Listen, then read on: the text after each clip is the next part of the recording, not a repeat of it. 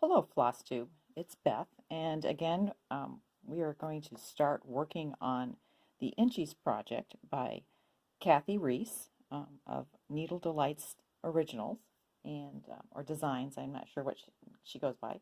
I told my guild that you needed to get a few things to help with this. We're going to be laying threads as we keep moving forward on this project. And one thing I suggested getting is a clamp. This one has releases on it, and it just makes it easier to clamp on and off. And because I'm not going to do that yet, it's an inexpensive way. It has little rubber pads on them. It won't mar your tabletop. For most stitches, some of the stitches you won't need it, but for anything that requires laying the threads, you are going to want to be at a tabletop where you can use both hands. The other thing I have is this frame weight, and we made this a long time ago at Guild. I don't have my pattern still. I know there is a pattern floating around, and hopefully if we ever get to meet again, that little thing went quickly. The other thing you can do is get a Beanie Baby or a little stuffed animal, take out a little bit of the stuffing from him, and put some upholstery weights at the bottoms, like drapery weights. And it just needs to be heavy enough so that you're not going to tip your piece over. Also, but you'll notice I'm working upside down. So I'm here on this side, and I've marked my canvas top. Then I learned when I first started doing canvas work, to either put your salvage edge on the left or the right. If you were consistent in that, it was easy to figure out the top. But again, I always mark top. I just know this is on my left-hand side of my canvas, and it's just easier that way. If you open your instructions, oh, one more thing before I forget. I did mention also to my guild to get this book. It's a big black book, and mine is old. I got this 30 years ago, and it's called, there it is, the Needlepoint book. And it is by Joe. I'm not going to even try to say her name. Christensen. And there is a new one out that is $35, which is, if you want to pay that, you may. But there's also cheap ones off of, not on Amazon, but on Abe's Books. It is well worth it. What I like, someone asked why. Why should I get this book? She shows you, and I'm not going to show you a graph, she shows you pretty much any stitch but the new Jean Hilton ones. I mean, these are fairly old, but she shows you what path you should take to do the stitch properly, and also like 1, 2, 3. She really gives you the numbers. And the other thing I like is, and I will show you this if I can find it, and she has it's like a graph, or here it is. So on the first stitch is a diagonal L. See, there's no mark on the first, but the next it says it's a good backing stitch. It makes a good background. It has a little bit of a design. It's fast. It has a geometric pattern, but you have to be careful, little snag. It doesn't add much texture, which is different than having a design. It also makes a very strong pattern. The thing I like the most about this graph, is where it says fast and slow is important, but it also says, and I'm looking for it here, if it's yarn hog, she calls it yarn hog. That's why I didn't see it. Yarn hog. You're probably yelling at me. There it is, Beth.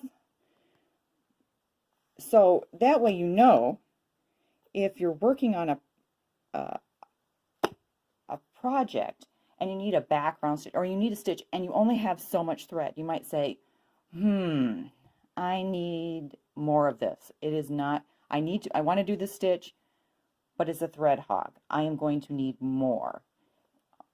There's other ways to figure that out too, but when you're just doing a rough and down and dirty, that book is a lifesaver. The other thing I did, and I told you I was going to do this, was I put my threads in those Ziploc bags, and that is so when I take a bit off of like this watercolors, and I take some off of there, I can put the extra in the bag and I know where it is. The other thing I mentioned you needed were tapestry needles.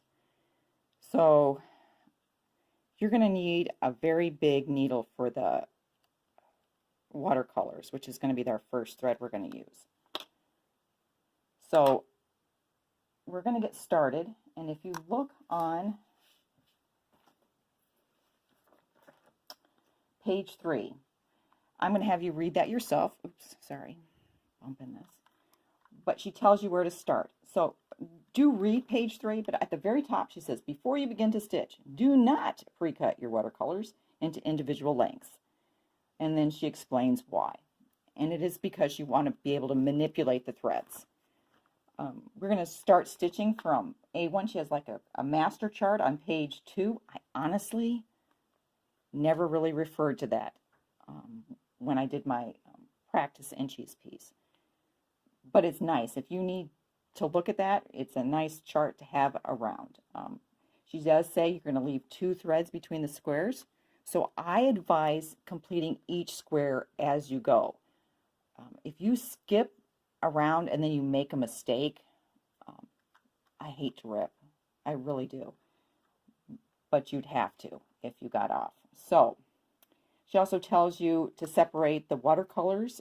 You can only use 1 strand of the watercolors. But you're going to use 4 strands of the Mandarin, Splendor, and Threadworks floss. And then the other threads, you're only going to use 1 strand as it comes off the skein. All right, but so make sure you read page 3 though. You're going to start in the, and it is the top left corner, and she tells you to measure down 3 inches. So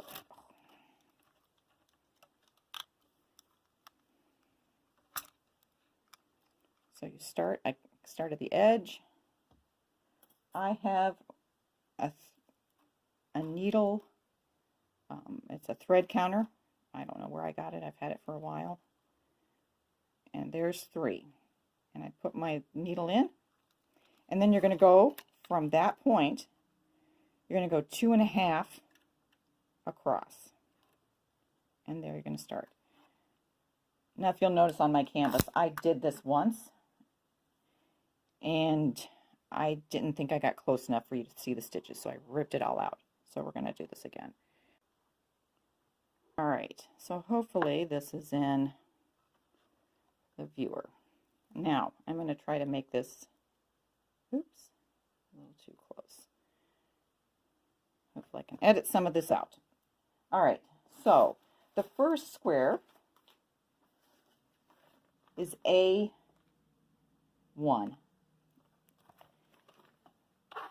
And I think as I do this, some of these you will be able to work on yourself. It is not going to require my doing a video. Like A2 is fairly simple, but I will do a quick, hopefully do a quick one of that one. So I'm picking, the biggest needle is an 18. I think the next one down is a 20, and that's the one I'm going to use for my watercolors. Now, for this one, she doesn't say, and if you look at the picture, it just looks like a very variegated piece. And then you take your watercolors, whatever one she tells you, and that's in that. If you decide to change, she leaves you a little blank spot so you can decide. All I did on this was I untied the top knot, and I know this, see how it's all fuzzy on this end? I know that's not the end I originally cut. I find the other end that was cut, and then I make a length. Now, let's say you don't like it. There's a section you don't like. Just follow her instructions. Cut it from the middle. I like all of the colors on this one. So for me, it's an easy choice. So you cut it. You put your extras along with the tag. Put that back in your bag, so that way you know what watercolors is in the bag in case you need it for something else, or in case you forget when you come back 3 years later. Okay, so you've got 3 plies. Kind of open it up until you find one of them. You hold it between your thumb and your pointer finger, and you gently pull it out. You have a single strand, and then you have the rest. So I put the extra back in the bag. Now, like I said, watercolors phrase. So push it a little bit, one end. Now I can't really see. I can see, actually, we'll look at them. Oops, that's off camera. That's so unprofessional. I can see this is a little fuzzier. So I'm going to thread this end. And we'll see how bad it frays. Thread it. I thread my needle. And then we're going to try, let's see, I'm going to try to get this in camera. I'm going to make a quilter's knot. So you hold it, again, between your thumb and your forefinger, a little bit of the thread, kind of towards the end. You do a wrap around. If you want a bigger knot, 2 wraps. And this is a big thread, so I'm going to do 2. You hold that wrapped area around with your fingers, your thumb and your forefinger, and you gently pull.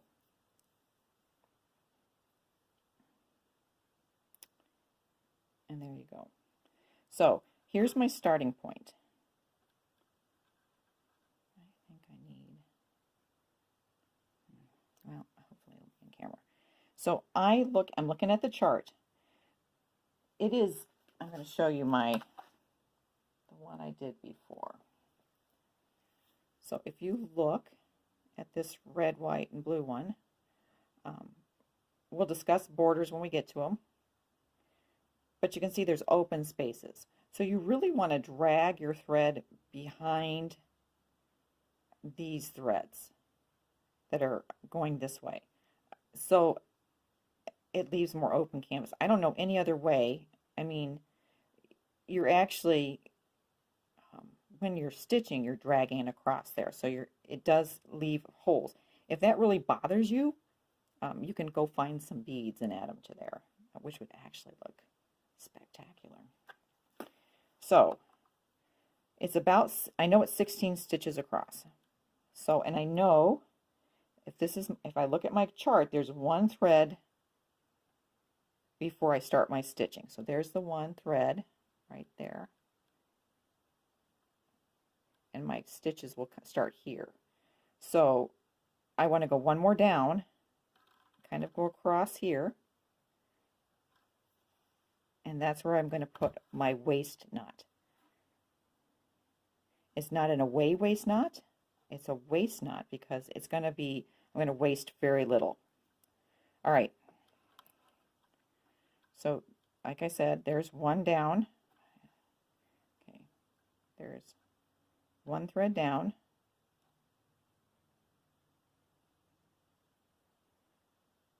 There's 2 threads. And that's where I'm going to start. I'm going to make my hole bigger so I can see it. And I'm going to come up in it. Now, I'm going to pull this out of my way because it annoys me. So, it's 4 threads across. 1, 2, 3, 4. And she has this graphed out really nicely. So, it should not be a problem. And I do use 2 hands. I use my non-dominant hand on top.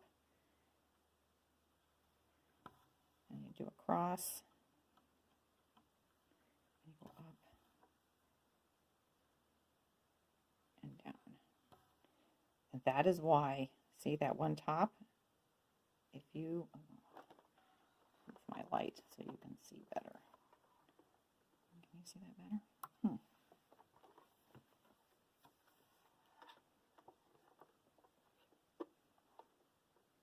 So we're going to do another one.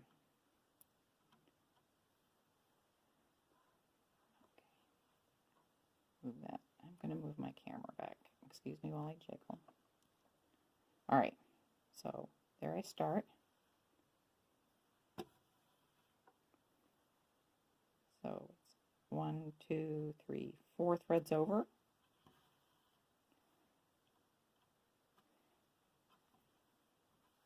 And I'm just going to use my right hand. I normally go up and down.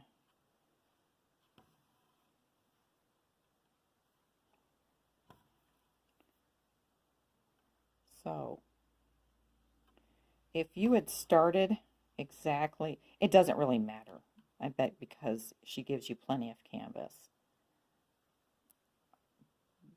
But there was one thread before you started your X.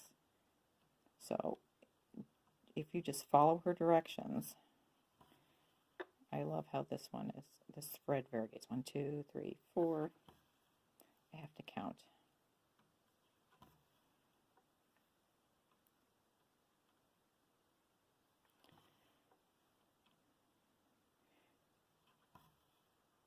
Now I pull pretty tight, but you want to keep your tension fairly even. And let's see, how many are on?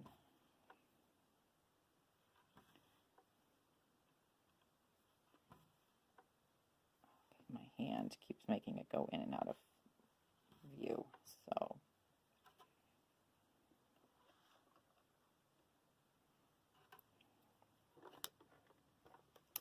And so there's 4 in the design. Then you're going to have a compensation stitch if you look at her graph, at her chart. So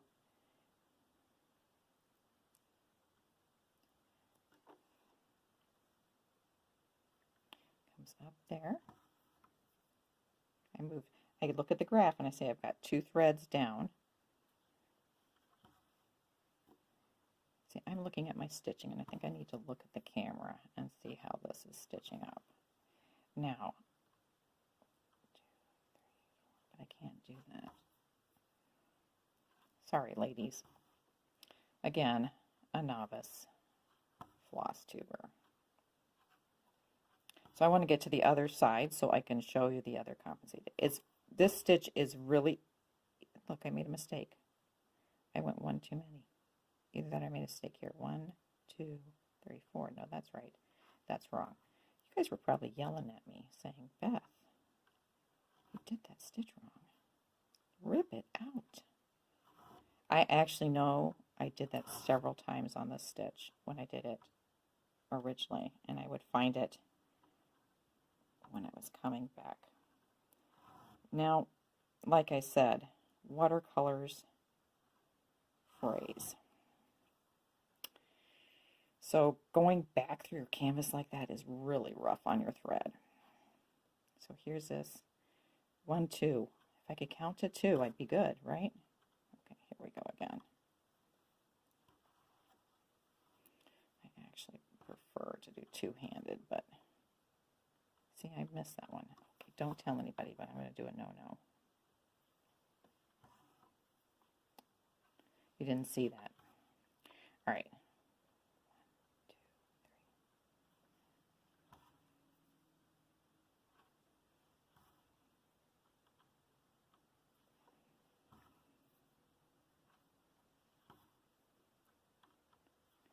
So this is how she had it graphed out. I don't know. I can't think of a way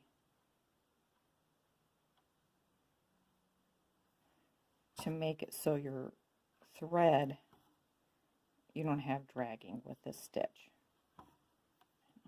You really can't see the colors on this, can you? You can see my stitching. Oh yeah, much better. But I'm not ripping this out again, ladies. Only if this recording doesn't work. All right, I'm going to get, I don't want to bore you. 1, 2, 3.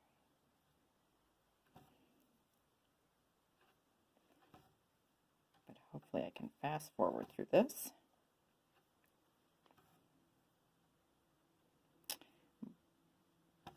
The thread is looking really washed out. And then she compensates this way, coming up here and up here and down. So it basically is a big X,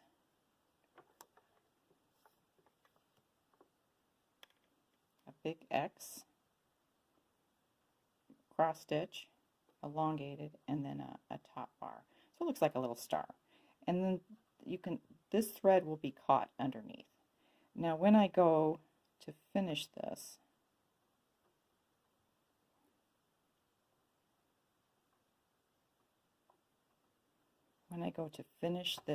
thread off, I will bury it underneath and then kind of turn it around and go the other way so I don't lose it. The other thing I wanted to tell you, and this video is getting long, so we don't want to make it too much longer, is like I said, for some of this, you're going to need 2 hands, which is why I suggested getting a clamp. You could hold it somehow, like on a table. I mean, it's hard. You could stack books. That would work. But some of the threads you're going to need to lay. And for those items, you're going to need a laying tool. This is a trolley, and I do use it a lot. It sits next to my stitching area, so it's just there. And then here's the other. It's called a Beth laying tool or a Takabari. Now, I don't know how much these cost anymore. I've had this one for quite a while. It's gotten magnetized. And I know you're supposed to put it on your thumb, but that's not how I do it. I put it on my pointer finger. That's just how I'm more comfortable. For this, what people like is it doesn't roll, so it lays flat on your canvas. And then it has a very sharp point. So let's say you're laying threads and you need to kind of manipulate them or hold it down somehow. You can use that point for it. But let's say you don't have that. You have, looking for those needles. But you got this pack of needles. Just take out the 18 and use it. It's going to be small in your hand and it might cause you a hand cramp, but you already have the needle. So just use like a big old needle, like a knitting. You could use a knitting needle if you have like a tiny one for socks. That would work. But you're just going to need to, and I'll show you how we do that when we get to that. But any of the neon rays, the splendor silk, you are going to want to lay those threads. So hopefully this is helpful. Let me know. This stitch isn't hard. The next one will be it's like a mosaic stitch with it looks like a tent stitch around it, and I will show you how to do that one next. It's fun. It looks really cool. But hope this helps, and have a good day. I'm hoping I can add this little clip to the end of the video. So I'm doing my last stitch. I added, this is my second length of thread that was a little over 18 inches. I would not use a really long length of thread for watercolors. Like I said, it does tend to fray. All right, so there you go. Now I'm going to flip my canvas over, which is what I was trying not to make you seasick and do. Let's see how, and then I'm going to show you how I end. Now obviously I didn't have I think I should have been stitching some of my X's the opposite way that I was doing. But I'm going to be honest with you, I don't think it makes a huge difference. It probably would if you're going to go and be judged in a fair, and you might need to, I would think a little bit more about my thread path. But all I do is I'm sticking this thread, my needle underneath the threads that were already there, and pulling it through. And then going back. I don't think I would do the pin stitch on this one. So there you go. I'll get my scissors, cut this baby off. I have some curved scissors that I love. And there you go. So this stitch finished. So that little square, I don't know, it probably took me 15 minutes, maybe. It went fast. So I'll be ready to start the next one.